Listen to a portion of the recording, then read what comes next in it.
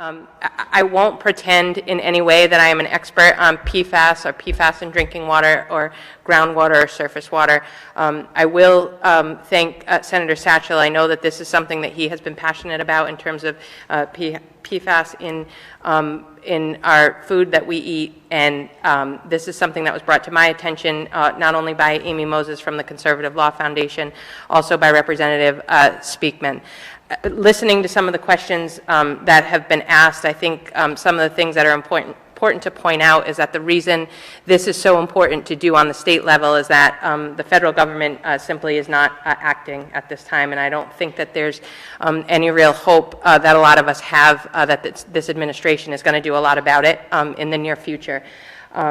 Again, I'm learning more about this on a daily basis, including but not limited to this afternoon when the Conservative Law Foundation was giving me an additional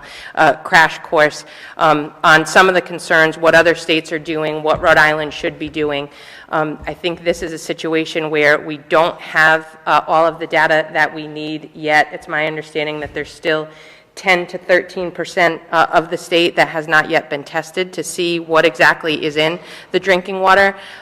which is an extremely scary proposition, not only for someone who may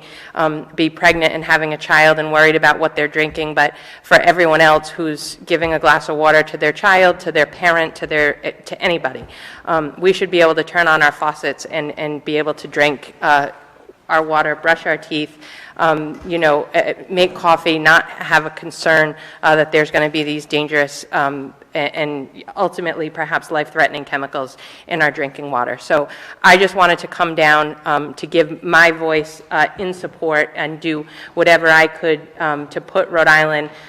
hopefully at the head of the curve on an issue like this. It's my understanding that we're a little bit behind our neighboring states, particularly the New England states, in terms of acting on this, and it's something that we really need to pay attention to. One of our biggest jobs here is to do what we can to protect our citizens and to make